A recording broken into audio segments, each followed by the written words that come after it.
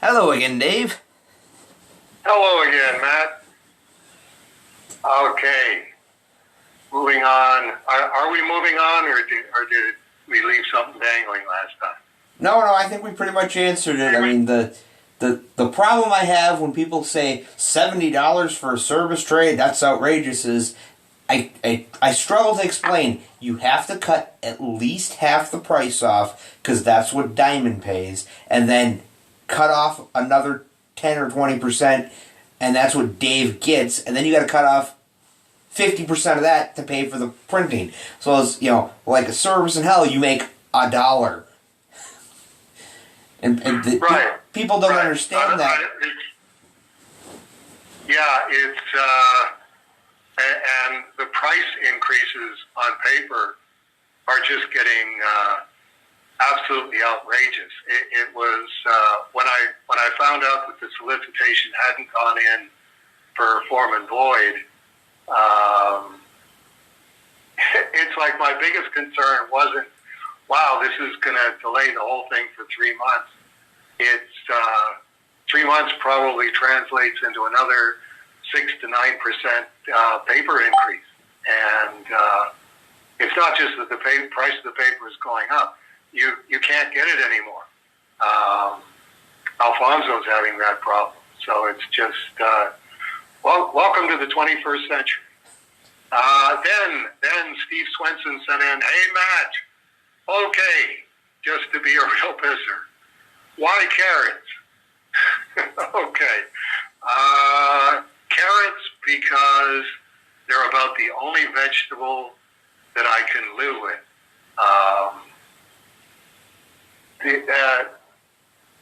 I would qualify that by saying if I had something to cook on, which I don't,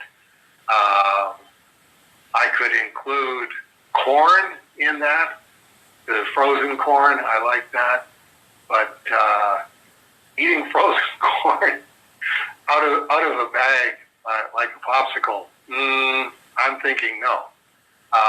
Broccoli, I actually like if it's got a good cheese sauce with it.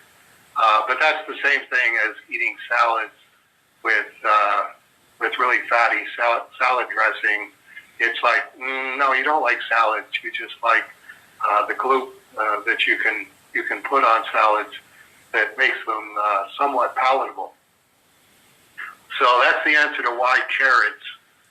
The only other fruits and vegetables that I eat are bananas and apples, Granny Smith apples, because they remind me of the sour green apples that we used to eat down at the apple orchard, down at the bottom of Filsinger Road, way back when. So I used to have, before every meal, ABC, apple, banana, and carrot. Why carrots on Monday? That's because that's the day after the Sabbath, where I've already fasted for 24 hours and then eat at midnight and then read John's Gospel at 3 o'clock in the morning until 6 o'clock in the morning, caffeine powered by a small bottle of Diet Coke. And then I have Monday is one of my caffeine days. Wednesday is the other, where I have the Diet Coke. And then 8 o'clock in the morning, I go and get the National Post, or the New York Post, and the Waterloo Region Record, and pick up a large coffee, half decaf and half regular, and some cookies, and notably, as I told you the one time, 2 Prestige chocolate cake, because I was hideously jealous of you getting yet another birthday cake. You've got so many people under that roof that it's practically like you're having birthday cake every other day of the week. because it's a caffeine-powered day, and this answers why not carrots on some other day, and why 3 pounds of carrots on Monday, is by the time I've had the Diet Coke and then the large half decaf, half regular coffee, I am motoring pretty good. And put on top of that then I read the New York Post halfway through, all of the news, all of the business, skipping the sports. Like I say, I'm motoring pretty good. And if you've ever read the New York Post, or if you've ever read any New York newspaper, it's like, how do these people live like this? It's like all of these atrocities taking place on the subway, and particularly with the no bail thing, or dramatically reduced bail, and just putting criminals back out on the street repeatedly, no matter how long their rap sheet is. Because they show you a picture of a cell on Rikers Island that's supposed to hold 3 people and is holding 12 people. And it's like, okay, I'm motoring pretty good, and this is also getting my my cardio way up there. So good time to just stick carrots in your mouth, because you barely notice that you're eating this giant Franken carrot, and you're getting healthy.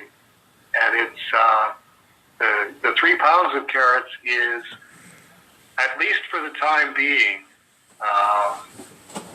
I've decided I would rather take my carrots like medicine. 3 pounds on Monday, and then I have 6 carrot-free days from then on. I did have a couple of monster Franken carrot bags that were practically bursting, and the carrots were probably 3 inches around. And the following week, I would have like one of the carrots on Thursday, one on Friday, one on Saturday, and skip Sunday. And okay, I will now eat the rest of my carrots on Monday. But the Franken carrot situation, for some reason, has settled down temporarily, where they're still Franken carrots. They're still like way bigger than anything that I knew as a carrot when I was growing up. But like I say, there are weeks where it's just, man, I can't even eat this like just a Bugs Bunny carrot. I have to chop this up and eat the individual sections, because it's just too big to get the carrot into my mouth.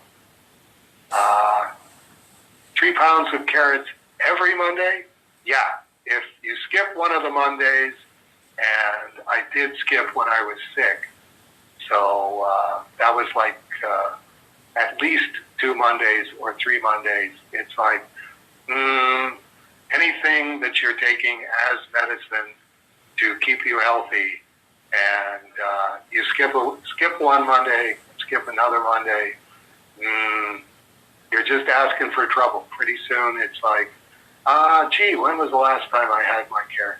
I also eat pineapple. I eat cans of pineapple. I can live with that. It's very sweet, very tasty, and very healthy with no calories. Is there a similar vegetable you eat on other mornings? And no, that's the whole point. Grandpa will eat his carrots, but carrots are the only ones that he can live with. There's no way that Grandpa is going to eat 5 pounds of squash or anything like that, just to change things up. Carrots are the only one that I can live with. And by the way, Dave, I really enjoyed what you did with Pieces of Turtle 8. Thank you.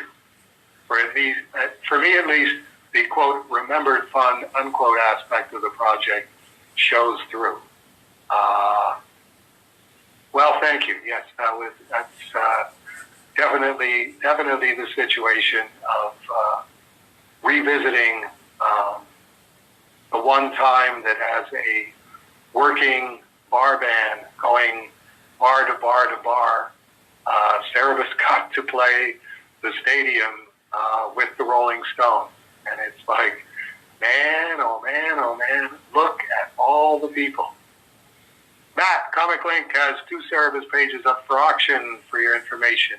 And the mercenary, money-hungry capitalist in me wishes I bought all the extra pieces of Turtles 8 Canadian you'd bought. I own almost 10% of the copies in existence, Steve. And it's like, well, that's exactly what I'm doing here is, everybody will now have a chance to think about it, okay, this is what happened this time. Me doing the Dance with the Ones that Brung You, which is the Amok core people, the same ones listening to this right now. Here's a rarity that nobody is going to hear about because of the Lariv thing. If the feminists cancel you, you stay canceled. But hey, guess what? You can't completely cancel me, and it means that I can do a rare Turtles publication that those core people will be able to get. And hey, by all means, if you want to buy 10 and sell 9 of them to pay for the 10th one and whatever else you can get out of it, there you go. Which leads me, Matt, to wonder how many more pieces of Turtles 8 are there? Is a second issue in the offing? A third? When will you get to the Turtles bit from the original Guide to Self-Publishing, the bit about the autographed photo? And the answer to that one in sequence is I don't know how many more pieces of Turtles 8 there are going to be, because from the moment at the beginning of January where I said, this is what I'm doing, and all you have to do is say Swordfish, and you can get the Canadian edition at Cerebus Downloads, to the fulfillment on the American edition, which should be coming up. David Birdsong says there are fewer than 20 people who didn't get their surveys in, and those are coming in pretty steadily. And Rolly's all set to package and mail them. That's still January to probably mid-March in order to go from, hey, let's kick this off, to, okay, that one's all done. So with the idea that the big Turtles 8 Kickstarter is coming in January of next year, how many more can I get done in between? Because it also requires stopping doing Strange Death of Alex Raymond and putting in 2 full days on a pieces of Turtles 8. So I did get from David Birdsong, he got Kevin Eastman's book, Art O-Biography, which has scans of Turtles 8 pencils in it, and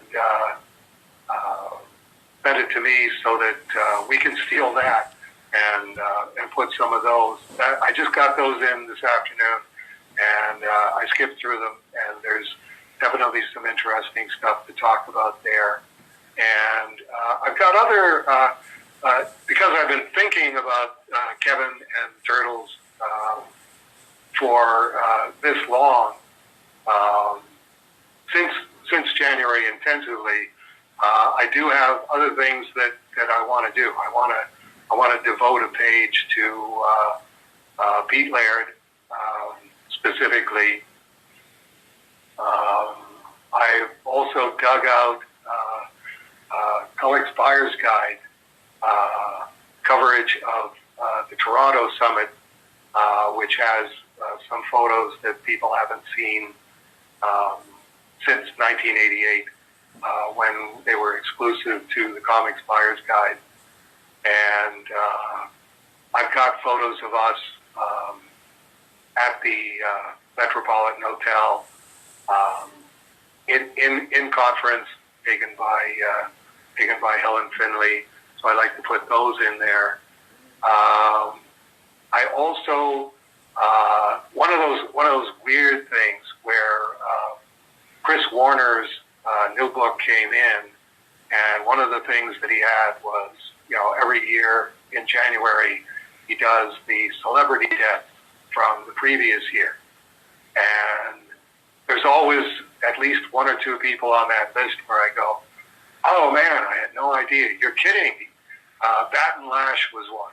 And I went, oh, nobody told me Batten Lash was dead. That's a sobering thought. I will be carrying that one around with me for a little while here. And this year it was Julie Strain died. Kevin's ex-wife, the penthouse model and actress, and et cetera, et cetera.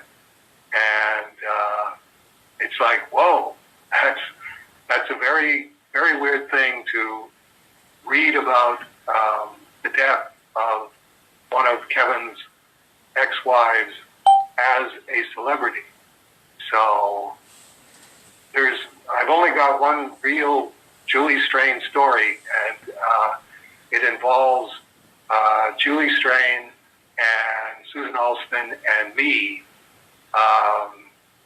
So I had been thinking, well, that's not really Turtles 8. Maybe I shouldn't put that in there. And that's like I went, well, no, I think I will put it in there now. It's just a page. Nobody likes it, that's fine. If it doesn't go in the Turtles Kickstarter, the big, huge Turtles Kickstarter, that would be no surprise. But it's a very vivid memory. It's one of my most vivid memories of Northampton. So there's a teaser on that one. Just finding things here and there where I'm going, oh, right, I got that. Like my pencil turtles for the Matisse the Unknown Turtle print that Kevin did, that I did with Kevin, and the first Kickstarter back in 2012.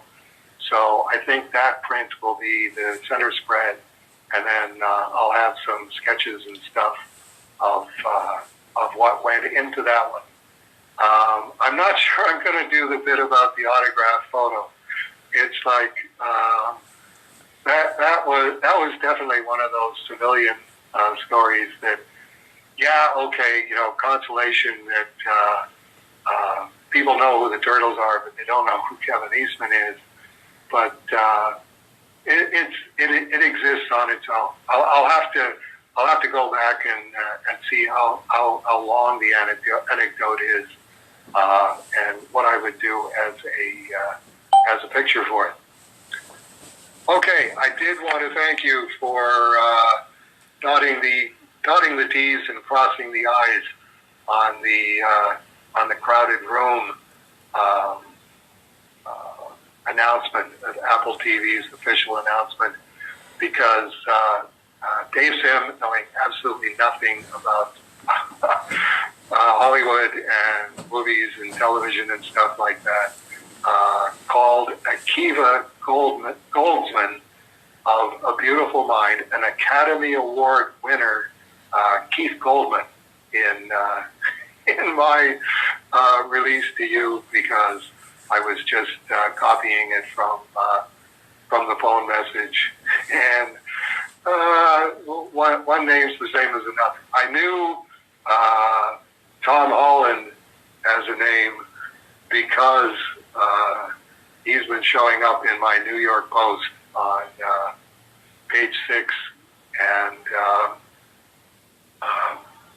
Cindy, what's her name's column of gossip. And if Grandpa's reading a name, then you know this guy is incredibly smoking hot as actors go. And you finished off with, I don't know who the redacted person who contacted Aardvark Anaheim North about using Cerebus is, but this is Apple TV Plus's announcement, so hopefully they're listed in there. No, not a chance. I was kind of making a joke about that because the person who contacts you to get something from you to use as a prop is not part of the production. The fact that he's just getting to this, contacting somebody for a prop with 2 weeks to go before filming, that tells you about how important that job is in the Hollywood and TV context. It's like everything else gets taken care of before they get down to that, and then it's this guy's job to contact the unwashed. When I did return those phone calls, I usually ask the guy, how many productions have you done this on? And then he'll just rattle off like 5 or 6, and it's like, they do it for a little while, and then they either move up in the pecking order, or they give it up because it's a high pressure job. You only have 2 weeks, and you better get this for us because the cameras start rolling in 2 weeks. So I thought, just to make him look like a bold-faced name, I thought I would black out the name on my press release. Well, and now that's it. We're all done now. I've been fasting all day, and usually I get to eat right after my last prayer, and it's now half an hour after my last prayer. So I'm going to run along. Okay. Best to you, best to Paula, best to Bullwinkle, and best to Janice Pearl, as always. Okay. And we'll, God willing, the creek don't rise, do this again next month. Yes, or intervention from Walt Disney World, or whatever it is that Dave Sim keeps contracting that puts him in bed for a couple of weeks. Talk to you next month then, Matt. Talk to you next month, Dave. Bye. Bye-bye.